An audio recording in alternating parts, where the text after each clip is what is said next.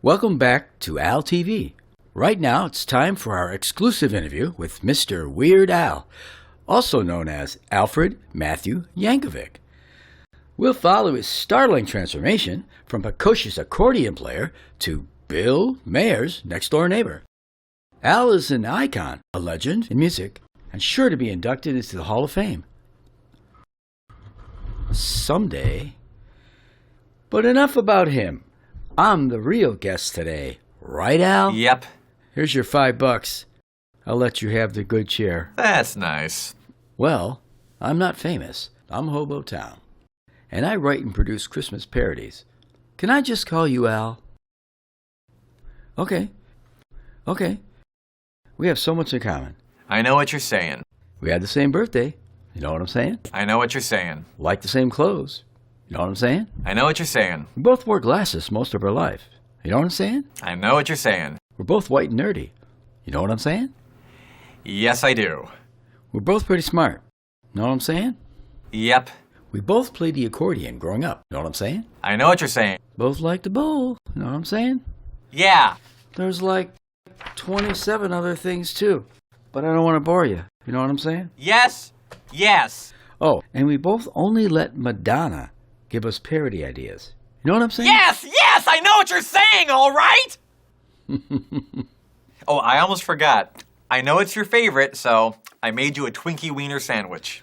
Really? But before I give it to you, I just want you to answer me one simple question. What is the mathematical formula used to determine the area inside a pentadodecahedron? It's a simple formula. A simple formula. All right, what is it? It's a trick question. You're really asking for the volume of a pentadodecahedron. And that simply is base times height over 5 squared times pi. Apple pie. I'll eat that later. You have no idea what you're talking about. Well, Al, you probably want to know how I came up with my Hobo Tom persona. I guess, but I'm just really not interested. Well, my eldest son, TJ, needed a hobo for a college film in Chicago. So I dressed as me, and my getup was so convincing that homeless people were stopping to give me food and shoes on the set. How does that make you feel? A little bit better. Later, my son confided in me that his college friends asked him how he was able to get such an authentic hobo. Of course, with pride, he said, "Oh, that's my dad." That must have been tough. You know, I have to admit, I was a little bit nervous about doing this interview. Really? Anyway, thanks for being on the show. You know, we've had a lot of great guests dropping by. Have you ever met Celine Dion? No, but we have a mutual friend. That's nice. Donny Osmond. I've met him at the airport many times. He was so great in your white and nerdy parody video. I know what you're saying. But he did tell me that he liked my Santa Fat and Dirty parody a little bit better. You have no idea what you're talking about.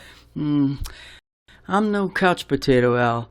I work on Christmas parodies all year long, but I couldn't afford a video for this one. But I do have the track. And since this is my stinking show, what do you say we just sit here and listen to the whole song right now?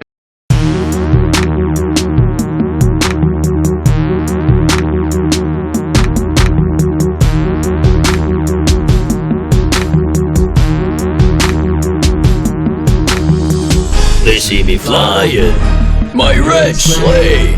I know they're all thinking I'm so fat and dirty. Fat and dirty, fat and dirty. Can't you see I'm fat and dirty? Look at me, I'm fat and dirty.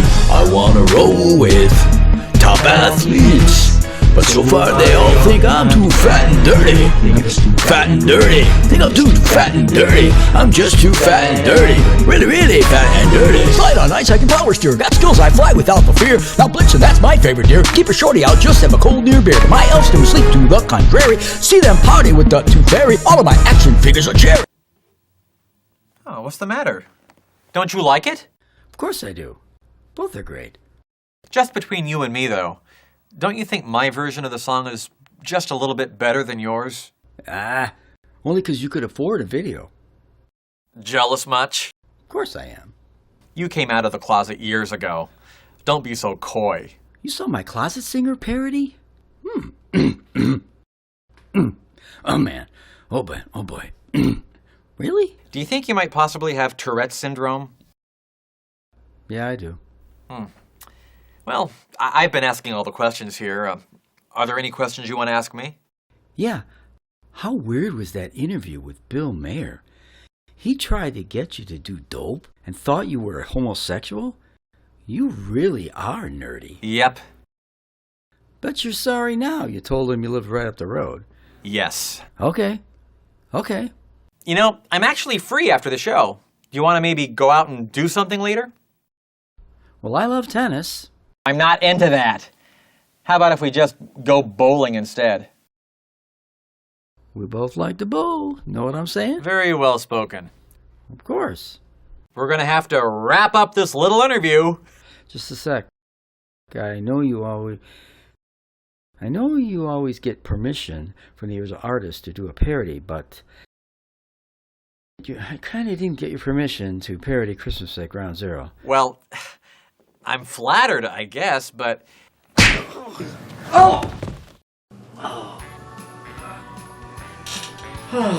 Kind of ironic. I took his Christmas song and made a parody tribute to him. Weird Al is still my hero. And at least now, he knows he's finally made it. You can hear the whole track here on my Deja Stew album, my best of album. Oh, and here's a favorite Christmas video of mine, somewhere here. And the link to the album is somewhere here. I'm not very technical.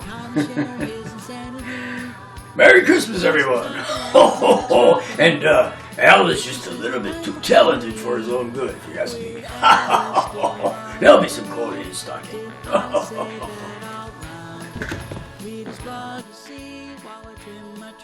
He makes every nerd so proud.